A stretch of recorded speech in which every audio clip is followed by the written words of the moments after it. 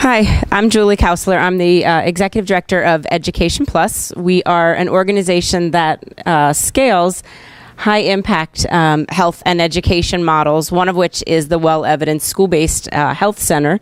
School-based health centers are primary care clinics located within schools and communities, usually of high need, that decrease truancy, decrease absenteeism, emergency room use and costs, Medicaid costs, and increase preventive routine care, chronic disease management, parent engagement, and GPA overall, grade point average in schools that have school-based centers. Over 2,400 school-based centers have opened up over the last 2 decades across the country because of the evidence in the impact and the outcomes, 2 of which opened by Education-Plus here in Philadelphia. There's no other such school-based health centers that have a nurse practitioner delivering primary care within the schools, other than those 2 operated by Education-Plus. And we're sort of at a real critical juncture of opportunity right now. We just signed an agreement with the largest Medicaid HMO in the state to begin reimbursing for services for sick visits, to send kids back to class, ideally, and for preventive care for kids that are behind in immunizations, in their annual well child checkups and dental care. And we also have one of the leading charter operators right now that would like to open up the school-based health clinic in all 8 of their charter schools in the next school year. The school district also is really interested in piloting this model with the resources and the support to launch these clinics. The CDC, Centers for Disease Control, released a report last year really recommending the school-based health center as a real critical strategy to improve health and learning.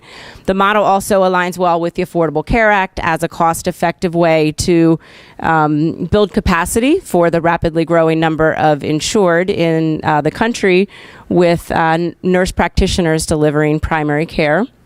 So our goal is, and the need is right now, to scale and launch 10 new clinics within the next 2 years. We need an upfront investment of $370,000 to do that for sustainability. The cost per clinic is $126,000, and that is a full-time 10-month nurse practitioner and a part-time medical assistant. The school contribution is $82,000. The Medicaid reimbursement is $44,000, and the staffing complement the model can change depending on the school's size, depending on their resources. But in this model of a full-time nurse practitioner, part-time medical assistant, the Medicaid reimbursement is $44,000, which will grow over the years as we bring additional insurance companies, eventually all of the insurance companies, relevant companies, into the revenue mix in this model. There are one-time capital startup costs for equipment and sometimes renovations in the schools at $15,000. So with a $370,000 investment, it will allow us to launch, fund the startup costs for all 10 school-based clinics over the next 2 years, which is $150,000. And then an additional $220,000 for the Medicaid reimbursement for the first 5 schools in year 1. That's going to take us a whole year to earn and also get it right as we launch this model. And then the revenue earned at the end of year 1 of those 5 schools will launch the next 5, and hopefully we continue to scale from there. So the model is there's a tremendous amount of cost savings to be realized from what we spend right now. So right now the district spends about sorry, this is not supposed to be moving. Currently the district spends about $164 per student on school nursing services.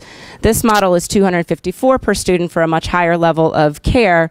But the cost to the school is only $160 per student because of the Medicaid revenue, which again, hopefully this revenue mix will grow as we add in additional insurers that we are working on.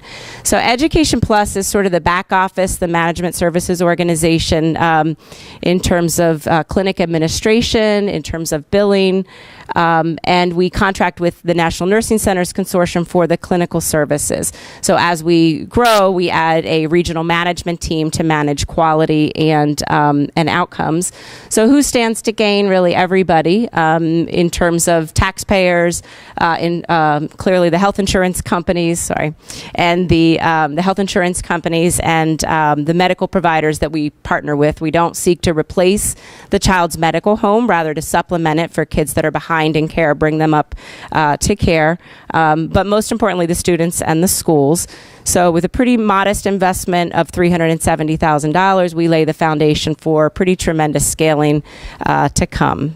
So I look forward to talking to you all after the event. Thank you.